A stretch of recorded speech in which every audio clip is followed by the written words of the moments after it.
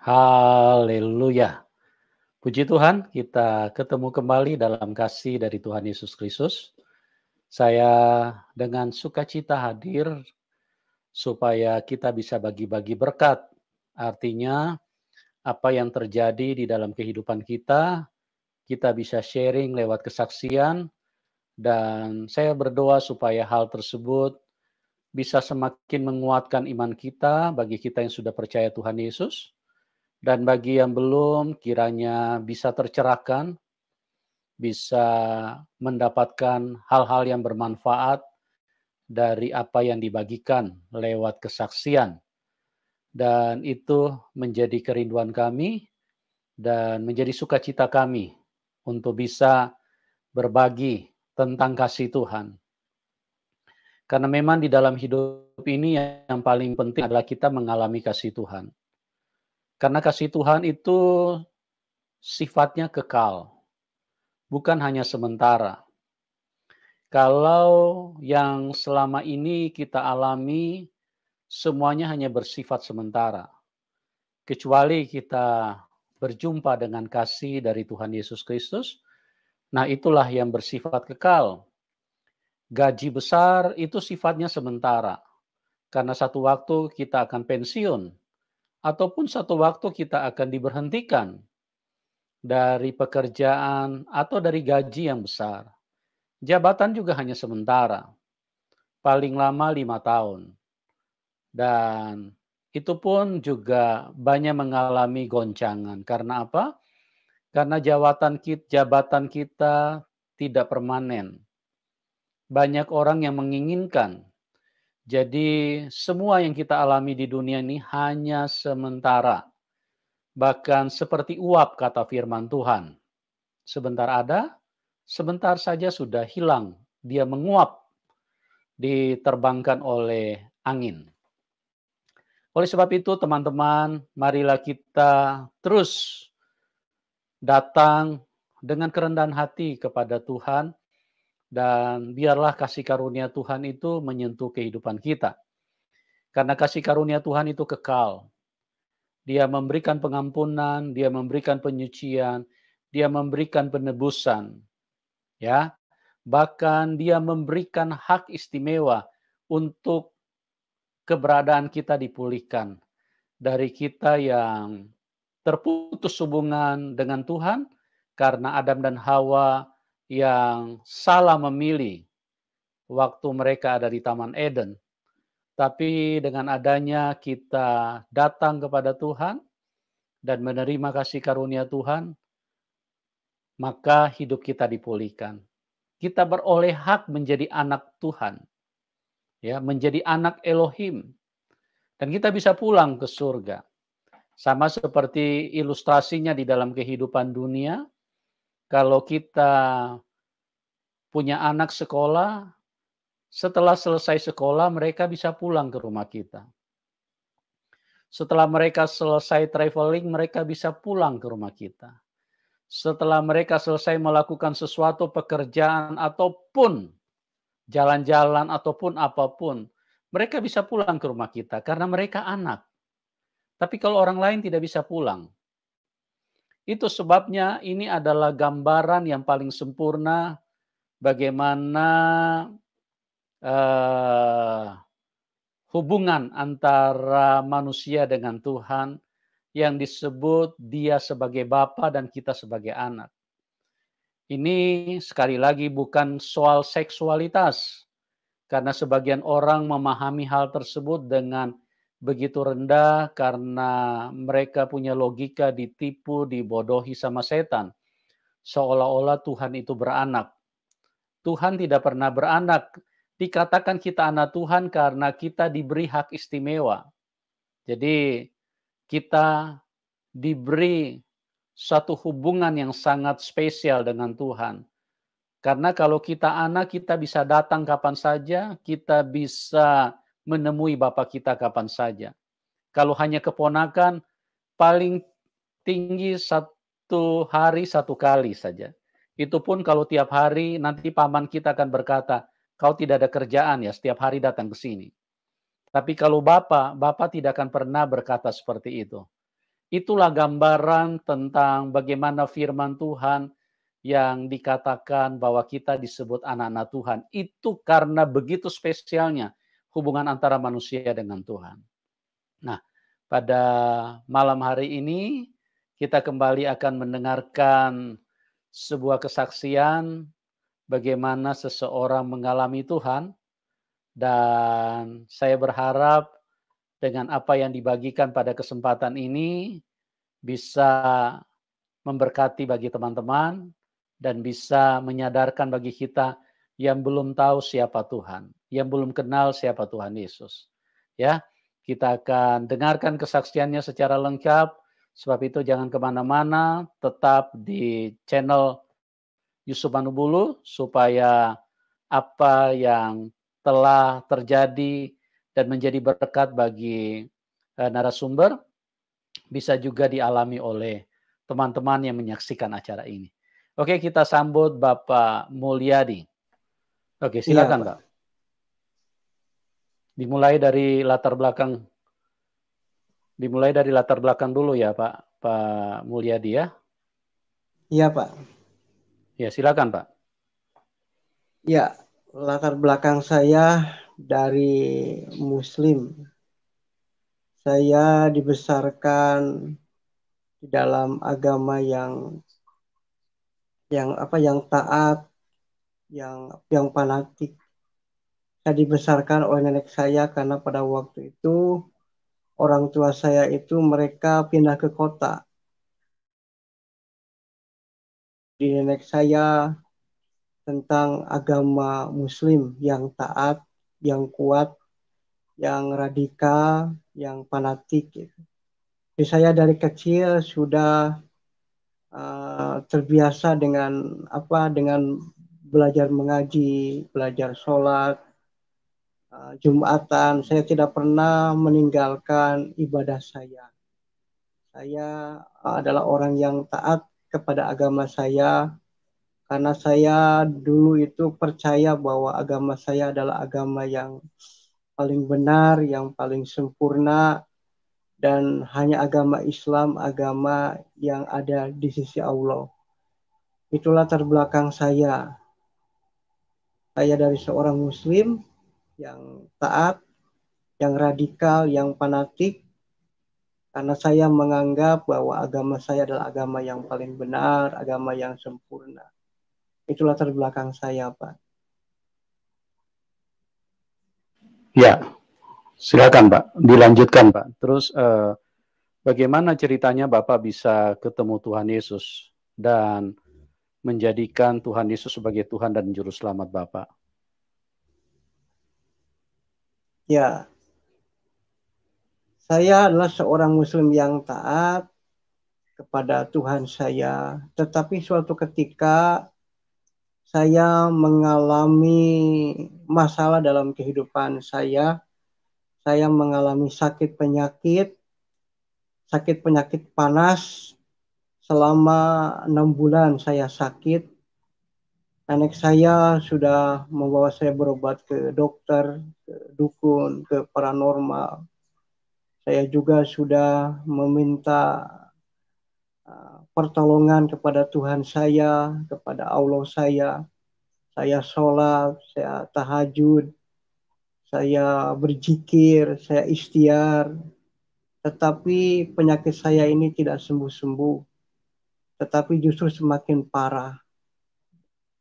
Tetapi kemudian ada tetangga saya orang Kristen yang dekat dengan rumah saya dan datang kepada saya dan menantang saya untuk didoakan. Dia bilang, maukah Bapak didoakan di dalam nama Tuhan Yesus? Nah, pada waktu itu saya tahu bahwa Tuhan Yesus itulah Tuhannya orang Kristen. Saya menolak untuk didoakan oleh orang Kristen itu. Dan saya pikir untuk apa saya didoakan sama Tuhan orang Kristen. Lebih baik saya ini mati daripada didoakan sama Tuhan orang Kristen. Tetapi kemudian di situ saya tetap dalam penyakit saya. Di situ juga saya kemudian suatu hari ya, suatu malam, di tengah-tengah saya mengalami keputusasaan, di tengah-tengah saya mengalami tidak ada pengharapan dalam hidup, saya mendengar suara setengah, mungkin pada waktu itu saya tuh setengah mimpi ya. Apakah saya ini sedang tidur atau sedang mimpi, tetapi suara itu jelas sekali di telinga saya. Ada suara yang mengatakan kepada saya, aku mengasihi kamu. Nah, saya kan pada waktu itu sedang berada di kamar, saya bingung. Ini suara dari mana gitu. Siapa yang berkata seperti itu. Tetapi saya hiraukan suara itu, saya tidak peduli suara itu ya. Saya tetap kepada pendirian saya tidak mau didoakan apalagi oleh orang Kristen memanggil nama Tuhan Yesus. Saya tidak mau didoakan dengan nama Tuhan Yesus. Saya lebih baik mati daripada saya didoakan sama orang Kristen. Saya tetap dalam penyakit saya tetap hidup di dalam penderitaan saya. Saya pada waktu itu tetap mengalami penderitaan penyakit saya. Tetapi ketika kemudian saya hari yang selanjutnya tiba-tiba suara itu datang lagi, muncul lagi. Dan suara itu jelas sekali terdengar dalam telinga saya. Aku mengasihi kamu, nak, kata suara itu. Tetapi saya tidak hiraukan suara siapakah itu. Saya tidak tahu, saya juga suara dari mana. Tetapi sampai suara itu 3 kali saya dengar ketika saya sedang menghadapi masalah, sedang mengalami penderitaan, sedang menghadapi sakit penyakit. Suara itu 3 kali saya dengar yang mendengarkan suaranya kepada saya, nah aku mengasihi kamu. Saya bingung. Saya kemudian tanya kepada nenek saya mendengar suara itu, Nek. Tetapi nenek saya juga tidak mengerti itu suara siapa gitu. Saya bingung. Itu suara siapa? Saya betul-betul bingung itu suara siapa yang saya dengar pada waktu itu. Tetapi kemudian di tengah-tengah kegalauan saya, di tengah-tengah keputusasaan saya, di tengah-tengah tidak ada pengharapan saya ketemu lagi dengan tetangga saya yang orang Kristen pada waktu itu. Saya katakan kepada dia, saya ini bermimpi, saya ini mendengar ya kan, suara yang berkata, nah aku mengasihi engkau, ya kan. Tetapi kemudian tetangga saya ini orang Kristen ini dia berkata, itu katanya suara Tuhan Yesus, dia bilang. Nah saya pada waktu itu mulai bingung gitu. Ini katanya ini suara Tuhan Yesus. Saya pada waktu itu belum mengenal Tuhan Yesus sama sekali. Saya diam aja, saya tidak menjawab kepada ibu itu. Kemudian saya pulang lagi ke rumah, dan yang keempat kalinya juga suara itu muncul lagi. Ketika saya sedang tidur, suara itu terdengar lagi di telinga saya, jelas sekali dia berkata, nah aku mengasihi kamu, kata suara itu. Saya di situ bertanya-tanya, ini suara siapa ya? Kok ada suaranya tetapi wujudnya nggak ada gitu. Tetapi suaranya itu jelas sekali saya dengar di telinga saya. Dan di tengah-tengah kesulitan, di tengah-tengah kesusaan, saya mulai merenung, ini suara siapa? Yang berkata, nah aku mengasihi engkau. Apakah ini suara Tuhan saya? Apakah ini suara Allah saya? Saya sudah bertahajud, saya sudah berzikir, saya sudah tahajud, sudah ikhtiar. Tetapi apakah ini suara Allah saya gitu, Tuhan saya? Nah, di situ saya mulai bingung, saya mulai ragu, saya mulai bimbang. Dan di situ saya juga kemudian datang lagi kepada orang Kristen itu, saya mendengar lagi suara seperti ini, suara siapa? Tetapi ibu ini tetap pada pendirian itu suara Tuhan Yesus. Nah disitulah saya mulai merenungkan. Beberapa kali saya merenungkan suara itu. Kalau memang ini suara Tuhan Yesus, Saya bilang sama diri saya, tolong tunjukkan wajahmu, tolong tunjukkan kepada saya. Dan kemudian saya tidur, tetapi di dalam mimpi saya itu memang ketika saya mimpi, memang ada sosok yang datang kepada saya. Sosok itu berbaju putih, ya. Berbaju putih tetapi bercahaya. Dia datang kepada saya, dia berkata, "Nak, aku mengasihi engkau." Nah, di situ saya mulai kaget. Ini sosok ini siapa ya? Rambutnya agak panjang, dia berbaju putih dan bercahaya sekali. Dan saya mulai bertanya, apakah ini Tuhan Yesus? Di situ saya mulai merenungkan. Di situ saya mulai istilahnya meresapi siapakah, apakah ini Tuhan Yesus? Karena saya tidak tahu, saya belum mengenal Tuhan Yesus pada waktu itu. Tetapi kemudian saya biarkan lagi, hiraukan lagi itu sosok itu. Dan yang kedua dan yang sekian kalinya, kemudian yang kelima kalinya, ketika saya sedang tidur, sosok itu datang lagi di dalam mimpi saya gitu. Datang lagi dan dia berkata, "Nah, aku mengasihi engkau." Nah, tetapi saya pada waktu itu saya merenungkan lagi, siapakah suara ini? Kalau memang engkau Tuhan Yesus, tunjukkanlah itu kepada saya. Apakah itu betul engkau Tuhan Yesus? Tetapi suara itu tidak menjawab. Dari situ saya mulai bertanya-tanya, apakah ini Tuhan Yesus? Kemudian saya datang lagi kepada ibu orang Kristen ini, tetangga saya ini. Ibu, saya mimpi lagi ketemu dengan sosok yang baju putih, rambutnya agak panjang, tetapi dia bercahaya sekali. Ibu ini berkata lagi, itu Tuhan Yesus. Nah, Bapak Ibu, disitulah saya mulai terbuka. Di situ saya mulai melihat, menyadari apakah ini Tuhan Yesus. Nah, disitulah saya mulai terbuka. Apakah ini Tuhan Yesus? Kalau engkau Tuhan Yesus, tolong sembuhkan penyakit saya. Tolong jamah kehidupan saya. Dan beberapa hari kemudian, saya mimpi lagi. Dan sosok ini datang lagi kepada saya dan berkata, "Nah, aku mengasihi engkau dan akan menyembuhkan penyakit." Nah, di situ saya katakan amin, terima kasih Tuhan.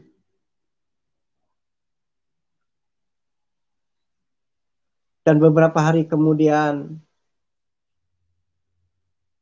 begitu saya merasakan tubuh saya, ternyata saya tidak lagi mengalami sakit penyakit. Saya betul-betul pada waktu itu mengalami jamahan. Jadi tubuh saya yang tadinya sakit, ya, di situ saya mulai segar kembali. Dan di situ saya mulai percaya bahwa ini adalah Tuhan Yesus. Dan saya datang kepada ibu orang Kristen ini, "Ibu, saya mau terima Tuhan Yesus." Ya, karena Tuhan Yesus telah datang di dalam kehidupan saya, dalam mimpi saya. Saya mau terima Tuhan Yesus. Dari situlah saya menerima Tuhan Yesus sebagai Tuhan dan Juru Selamat saya secara pribadi. Di situ saya mengalami pemulihan dalam kehidupan saya. Saya mengalami lawatan Tuhan, jamahan Tuhan. saya disembuhkan dari penyakit saya. Tetapi kemudian saya mulai mendalami tentang Tuhan Yesus ini. Saya mulai bercerita tentang kepada tetangga saya bagaimana saya belajar lebih lagi tentang Tuhan Yesus. Kemudian tetangga saya ini mengasihkan kepada saya Alkitab. Dan di situ saya mulai membaca Alkitab. Walaupun saya belum mengerti Alkitab pada waktu itu. Saya mulai baca aja. Saya baca Alkitab. Dan setelah saya membaca Alkitab, ternyata ada damai dalam kehidupan saya. Ada sukacita dalam kehidupan saya. Dan singkatnya, saya pada waktu itu bilang kepada ibu orang Kristen ini, "Ibu, saya udah betul-betul mantap sekarang ini menjadi pengikut Kristus." Nah, kemudian saya katakan kepada nenek saya, "Nek, sekarang saya sembuh. Sekarang saya tidak lagi sakit." Nenek saya kaget, keluarga saya kaget yang muslim ini. "Kok kamu bisa sembuh seperti ini?" Ya, saya katakan aja kepada mereka, saya sudah disembuhkan oleh Tuhan Yesus. Nah, begitu mereka mendengar nama Tuhan Yesus, karena tahu itu adalah Tuhannya orang Kristen, mereka kecewa sekali, marah sekali sama saya. Dia bilang, "Kenapa kamu mau didoakan dalam nama Tuhan Yesus? Itu kan Tuhannya orang Kristen," kata nenek saya. Tapi saya katakan, "Nek, tetapi ini Tuhan yang telah menyembuhkan saya. Saya sudah berdoa kepada Allah, saya sudah berzikir, saya sudah sholat, saya sudah tahajud. Ternyata Allah saya itu tidak menjawab nih. Allah tidak menjawab doa-doa saya. Tetapi hanya Tuhan Yesus yang menjawab doa-doa saya." Dan saya katakan kepada nenek saya pada terus terang aja, "Nek, saya sekarang sudah terima Tuhan Yesus. Sudah percaya kepada Tuhan Yesus." Dan pada waktu itu nenek saya, dia marah sekali sama saya. Dia katakan, "Kamu sekarang ini menjadi anak yang durhaka. Menjadi kafir," kata nenek saya kepada saya. Tapi pada waktu itu saya tidak marah, saya tidak sakit hati. Tetapi justru ada damai dalam kehidupan saya. Justru saya semakin kuat. Dan singkat cerita, nenek saya menyuruh saya pergi dari rumah. Dan kemudian saya pergi dari rumah.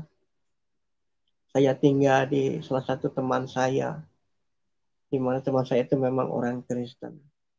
Dan di situ saya banyak belajar dari teman saya tentang kekristenan, tentang firman Tuhan. Saya dibawa ke gereja di situ.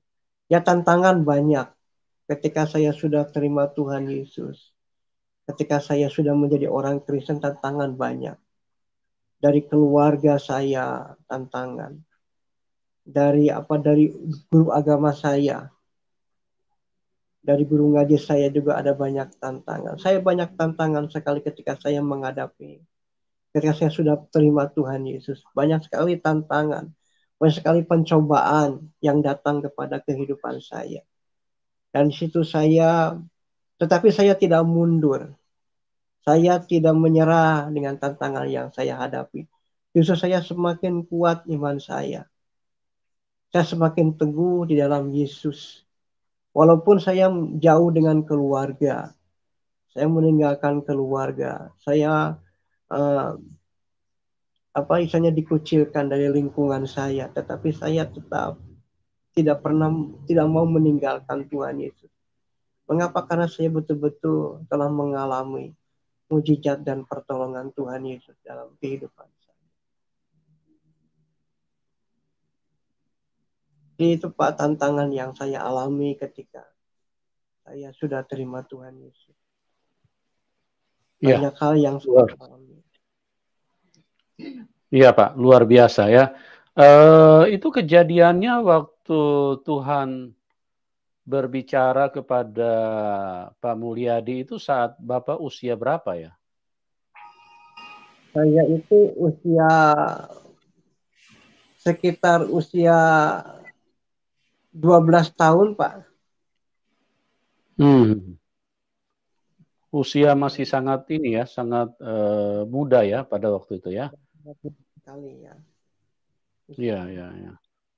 Terus setelah Bapak mendengarkan suara itu, pada waktu Tuhan berbicara, seperti apa yang Bapak rasakan di dalam hati pada waktu itu? Ya, saya merasakan damai sejahtera, Pak.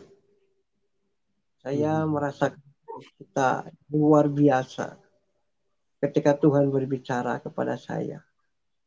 Tetapi awal-awalnya memang saya juga tidak memahami itu suara siapa yang saya dengar gitu. Tetapi setelah Iya.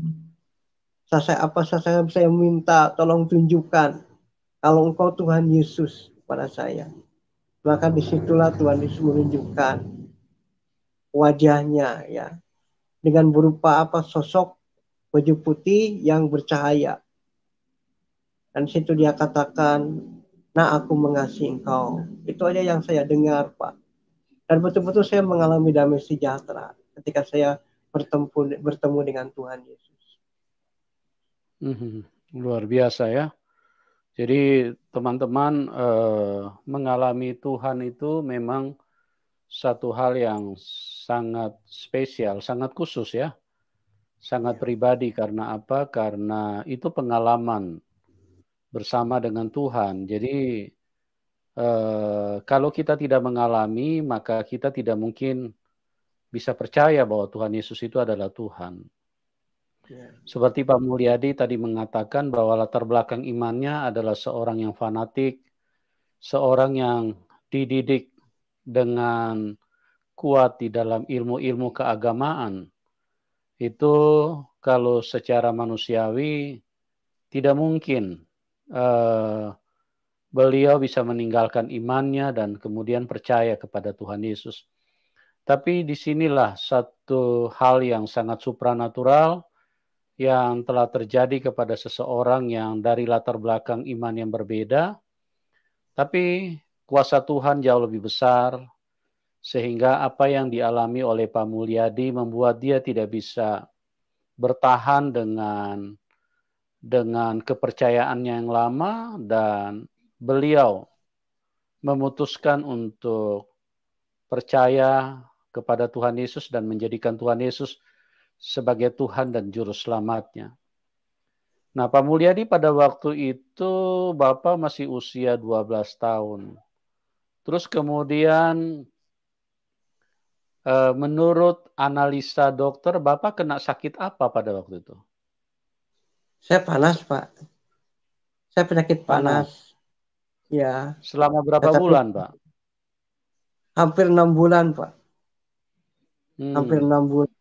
Tetapi karena kita ini berangkat dari keluarga yang tidak mampu, Pak, pada waktu itu, ya nenek saya tidak bisa bawa saya ke rumah sakit pada waktu itu. Hanya pergi ke dokter aja.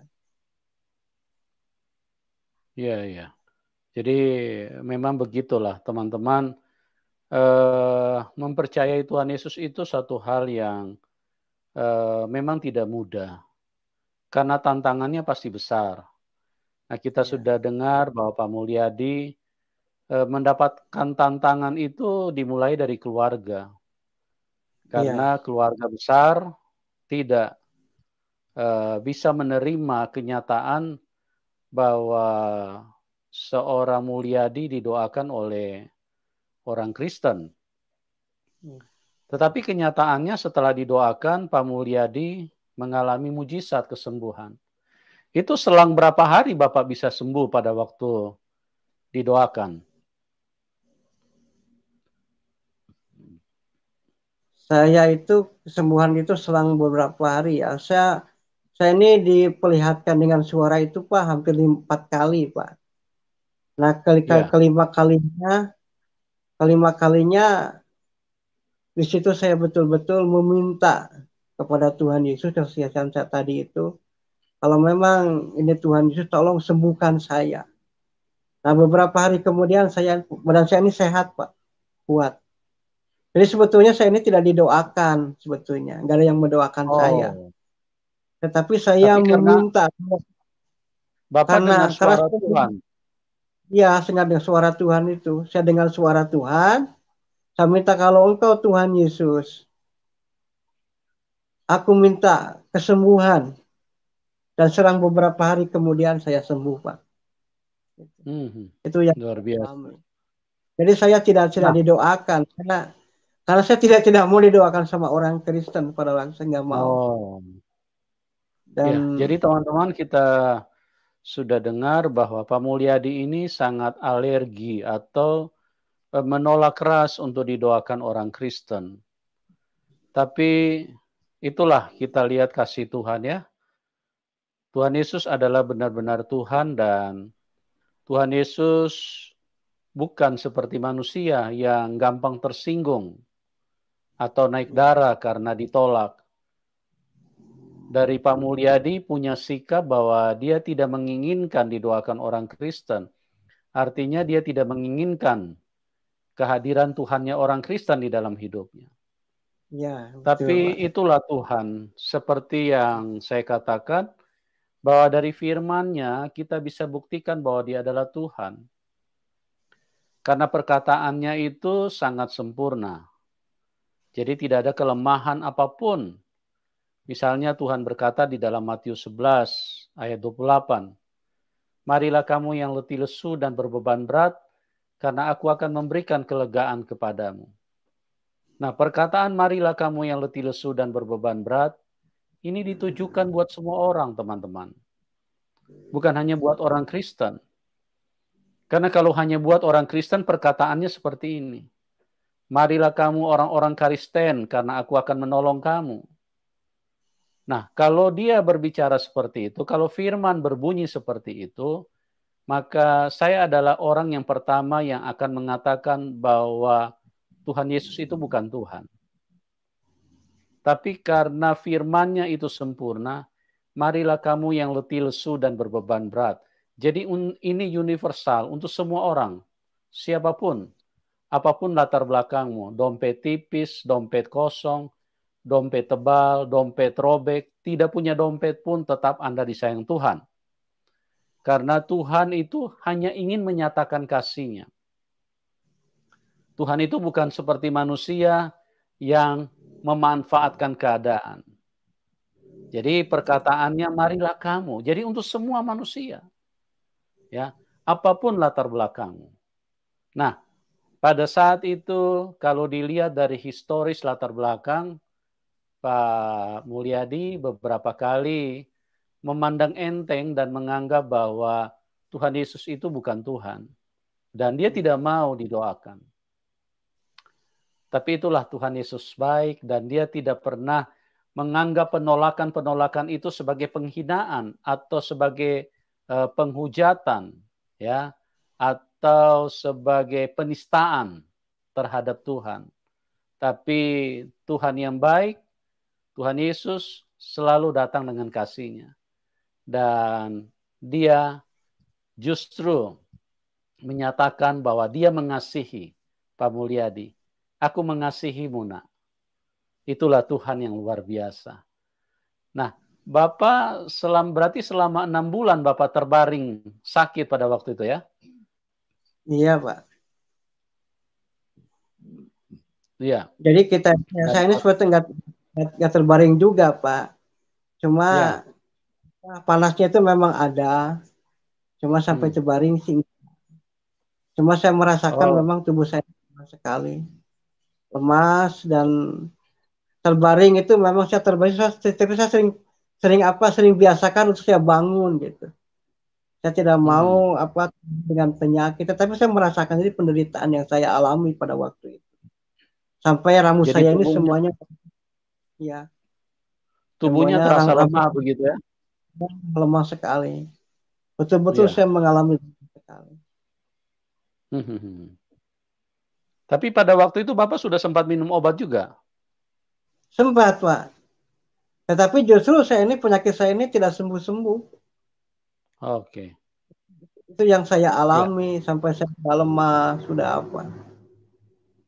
Ya, luar biasa ya. Jadi teman-teman, kita bisa dengarkan langsung bagaimana seorang Mulyadi yang dari iman yang tidak mempercayai Tuhan Yesus, tapi Tuhan Yesus adalah Tuhan yang baik, dan Tuhan Yesus adalah Tuhan yang menciptakan Pak Mulyadi. Jadi respon apapun yang diberikan, kasih Tuhan jauh lebih besar. Ya, kalau Tuhan Yesus itu hanya kelas manusia, paling dia tidak mau tolong. Karena apa? Karena dia direndahkan, dia dilecehkan. Sepertinya Pak Mulyadi adalah orang yang tidak mau menerima kasih Tuhan. Ya, dia tidak mau didoakan orang Kristen. Tapi itulah Tuhan. Jauh lebih besar daripada sikap dan kejahatan manusia. Sekalipun Pak Mulyadi menghina, saya tidak mau didoakan dengan mau didoakan kepada Tuhannya orang Kristen. Itu satu penghinaan secara manusia. Tapi kasih Tuhan jauh lebih besar. Itulah sebabnya saya beritahu, kita perlu kasih Tuhan di dalam hidup ini. Bukan hanya jabatan, jabatan itu hanya sementara. Bukan hanya uang, uang itu hanya sementara. Karena kalau nafas sudah putus, uangmu sudah tidak dibutuhkan. Ya, uang itu hanya dibutuhkan di dalam dunia. Rumah mewah, mobil mewah, perhiasan mewah, itu juga hanya sementara. Tidak dibawa, tidak ikut dikubur nanti. Tapi kita datang, kata firman Tuhan, kita datang dengan telanjang, dan dengan telanjang pula kita kembali. Dan yang penting kita mengalami kasih Tuhan. Karena kalau kita mengalami kasih Tuhan saat kita meninggalkan dunia ini, kita langsung pulang ke rumah Bapa di surga. Karena Tuhan Yesus berkata, jangan gelisah hatimu, Yohanes 14 ayat 2. Karena di rumah Bapakku banyak tempat tinggal. Nah, kalau Anda tidak menjadikan Tuhan Yesus sebagai Bapamu, Anda tidak mungkin bisa pulang ke rumah Bapa. Karena hanya anak yang bisa pulang ke rumah Bapa. Hanya anak Tuhan. Ya, sekali lagi, banyak orang salah mengerti. Orang pikir Tuhan itu haus seks. Tidak teman-teman, itu hanya pikiran, intimidasi, pembodohan yang dilakukan oleh setan yang mengatakan seolah-olah kalau Tuhan beranak, Tuhan melakukan seks. Bukan. Ya, pikiran kita harus maju. Era sudah begitu modern saat ini. Ya, seperti contoh saja anak kunci, anak tangga. Itu bukan berarti tangga melakukan seks atau kunci melakukan seks atau ibu kota. Bukan karena ada bapak kota, ada anak kota, bukan. Itu hanya penggunaan bahasa saja teman-teman. Logikanya dipakailah supaya kita jangan gampang disesatkan oleh setan. Setan ini jahat sekali membodohi kita seolah-olah bahwa Tuhan itu beranak. Tidak, Tuhan tidak pernah beranak. Ya, Tuhan memberi gelar kita anak karena dia sangat mengasihi manusia, memberikan hak istimewa. Nah, Pak Mulyadi, kira-kira mujizat apa yang Bapak alami? Saya percaya Bapak pernah mengalami mujizat, dan sangat banyak mujizat yang terjadi bagi orang yang percaya kepada Tuhan Yesus. Nah, pada kesempatan ini Bapak bisa ceritakan satu saja, Pak. Kira-kira mujizat apa yang Bapak pernah alami selama Bapak percaya Tuhan Yesus, setelah Bapak percaya Tuhan Yesus? Di samping tadi Bapak sembuh dari penyakit yang sudah 6 bulan Bapak lemah karena penyakit tersebut. Kira-kira mujizat yang lain, mujizat apa yang Bapak rasakan? Mujizat yang lain, Pak, saya bersyukur ya, karena nenek saya sebelum beliau meninggal, saya sempat tantang untuk dia terima Yesus. Dan dia terima Tuhan Yesus. Di tengah-tengah dia mau meninggal, mau akhir pulangnya, saya tantang beliau untuk terima Tuhan Yesus. Dan disitulah nenek saya terima Tuhan Yesus.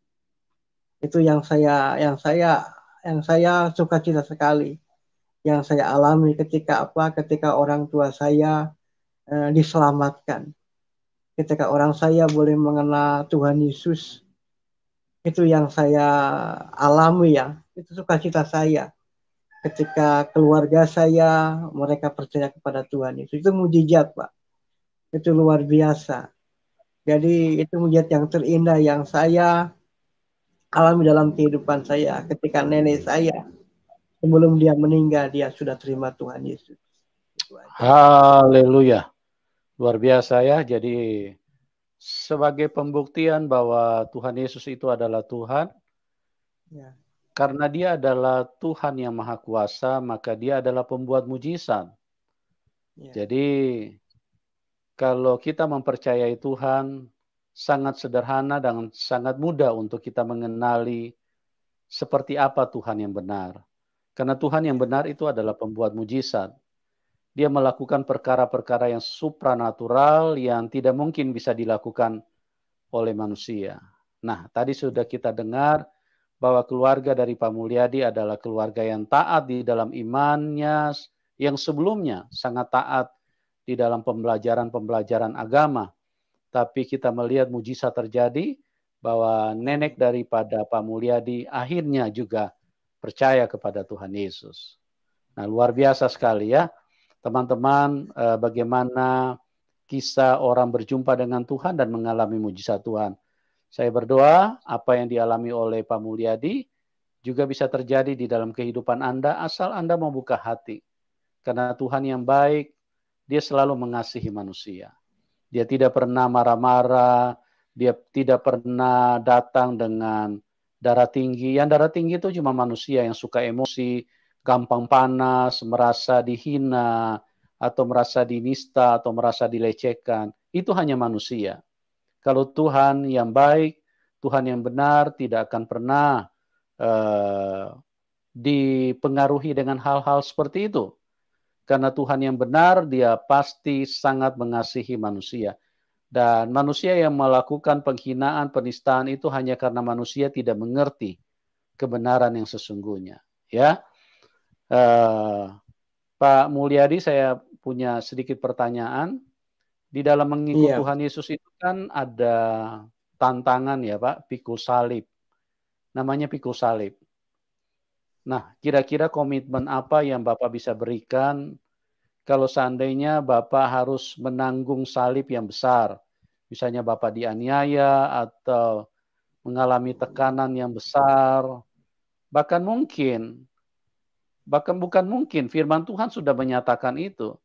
Bahkan akan tiba saatnya orang yang percaya kepada Tuhan Yesus akan dibunuh karena banyak orang yang tidak mengerti kebenaran.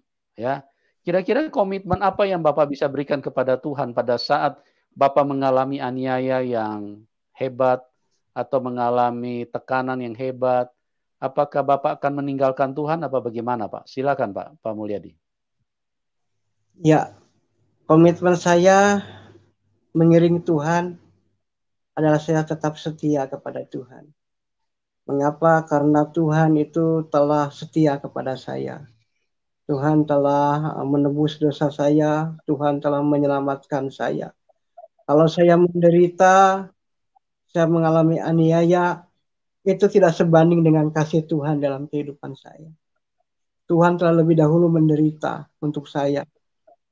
Amin. Kalau saya saat menderita, mengalami aniaya, mungkin diusir. Tetapi itu tidak akan membuat saya menyerah. Saya tetap setia kepada Tuhan, berkomitmen mengikut Tuhan. Apapun yang terjadi dalam kehidupan saya. Mengapa? Karena Tuhan itu luar biasa. Dia Amin. telah menyelamatkan saya, menembus dosa-dosa saya. Tidak sebanding dengan penderitaan saya. Itu aja, Pak. Ya, berarti sekali Tuhan Yesus untuk selama-lamanya Tuhan Yesus. Seperti itu Iya, ya Pak Pak. Mulyadi ya? Betul, Pak. Ya, itulah Ya. pengalaman dari seseorang yang mengalami Tuhan. Jadi imannya sangat kokoh. Karena apa? Karena mengalami secara langsung. Jadi bukan apa kata pendeta atau apa kata seseorang. Karena kalau percaya kepada Tuhan hanya dipengaruhi oleh sebuah buku, dipengaruhi apa kata orang lain, maka sia-sialah imanmu. Karena apa? Karena perkataan orang bisa saja dusta, bisa saja hoax, tapi mengalami secara pribadi, tidak mungkin orang lain bisa membantah karena kita sendiri yang mengalami. Jadi jangan terlambat teman-teman, karena firman Tuhan berkata di dalam Kisah 4 ayat 12, di bawah kolong langit ini tidak ada nama lain yang olehnya manusia bisa diselamatkan kecuali di dalam nama Tuhan Yesus Kristus. Nah, saya percaya semua kita yang menyaksikan acara ini, kita masih tinggal di bawah kolong langit. Jadi berarti kita perlu nama Tuhan Yesus, karena hanya nama Tuhan Yesus yang bisa menyelamatkan kita. Yohanes 14 ayat 6 juga sama bunyinya seperti ini. Artinya suatu penegasan terhadap Tuhan Yesus. Tidak ada seorang pun yang dapat, akulah jalan kebenaran dan hidup. Tidak ada seorang pun yang dapat datang kepada Bapa kecuali melalui aku. Tidak ada seorang pun. Saya percaya yang menyaksikan acara ini, kita semua terkategori sebagai orang. Nah, dengarkan firman Tuhan. Akulah jalan kebenaran dan hidup, Yohanes 14 ayat 6. Tidak ada seorang pun yang dapat datang kepada Bapa tanpa melalui aku. Tidak ada seorang pun dapat datang kepada Bapa kecuali melalui aku. Artinya kita semua yang terkategori orang tidak bisa datang kepada Bapa di surga yang punya surga itu. Ya, tidak bisa datang ke sana tanpa melalui Tuhan Yesus. Jadi jangan terlambat teman-teman. Tuhan Yesus mengasihi kita semua. Ya, Tuhan Yesus selalu ingin supaya kita semua diselamatkan. Dan satu hal yang saya ingin nyatakan, banyak orang yang menganggap Tuhan tidak perlu jadi manusia. Dia hanya cukup mengampuni saja, maka orang sudah diampuni. Ini karena mereka tidak mengerti firman Tuhan. Saya mau beritahu, tanpa kita minta ampun pun kita sudah diampuni Tuhan. Ada begitu banyak ayat-ayat yang mengatakan, pada waktu perempuan berzina yang ketangkap oleh ahli-ahli Taurat, mereka ingin membunuh perempuan yang kedapatan berzina tersebut. Tapi Tuhan Yesus mengampuni, mengasihi, memberi kesempatan karena Dia Tuhan yang baik. Yang menginginkan kematian manusia itu hanya setan. Makanya di dalam Yohanes 10 ayat 10, pencuri datang hanya untuk mencuri, membunuh, dan membinasakan. Di situ ada dua kuasa. Tapi aku datang supaya kamu mempunyai hidup dan mempunyai di dalam segala kelimpahan. Iblis itu sangat jahat, ingin membunuh semua manusia, ingin mematikan semua manusia. Tapi Tuhan Yesus adalah pribadi yang sangat baik. Dia ingin supaya semua manusia hidup, selamat. Dan pada waktu perempuan yang berzina ketangkap, Tuhan Yesus berkata seperti ini kepada ahli-ahli Taurat, ya, kepada imam-imam kepala. Barang siapa yang tidak pernah berdosa, biarlah dia yang paling pertama melempar. Artinya apa perkataan itu? Artinya perkataan itu dia memberikan kesempatan kedua kepada perempuan ini untuk bertobat dan jangan melakukan dosa lagi. Karena dia sayang semua manusia. Dia ingin semua manusia diselamatkan. Tapi manusia yang memilih mau menerima kasih Tuhan atau tidak. Ya. Jadi Tuhan Yesus itu sangat baik. Dan terlalu banyak lagi contoh-contoh dalam Alkitab. Pada waktu dia bertemu Paulus seorang penjahat kelas berat. Dia banyak membunuh orang-orang Kristen. Tapi waktu dia berjumpa dengan Tuhan Yesus adalah Tuhan yang sangat baik. Dia memberi kesempatan kepada Paulus untuk bertobat, bahkan menjadi pemberita Injil. Itulah Tuhan yang benar, yang mengasihi semua manusia. Berbeda dengan setan. Kalau setan itu emosinya, dialah raja emosi, karena emosi yang ada di dalam manusia itu adalah pekerjaan setan. Dia membuat manusia tidak terkendali, meluap-luap di dalam amarah, karena manusia punya amarah itu menghasilkan kebencian. Dan kebencian itu menghasilkan pembunuhan. Karena manusia saling membenci, maka manusia saling membunuh. Itu pekerjaan setan, teman-teman. Ya, oleh sebab itu berhati-hati, karena setan itu sangat jahat. Dan luar biasa buat kesaksian daripada Pak Mulyadi. Saya berdoa supaya Pak Mulyadi semakin kuat, semakin setia, semakin cinta Tuhan, dan semakin menyala-nyala di dalam melayani Tuhan. Dan juga bagi teman-teman yang sudah menyaksikan acara ini, doa saya buat Anda semua, Tuhan memberkati. Dan bagi Anda yang diberkati, silakan dukung Pak Mulyadi di dalam pelayanan yang beliau lakukan. Oke, terima kasih buat semuanya. Tuhan Yesus memberkati kita semua. Dan kita berjumpa di program selanjutnya. Dan salam kemenangan buat kita semua. Amin.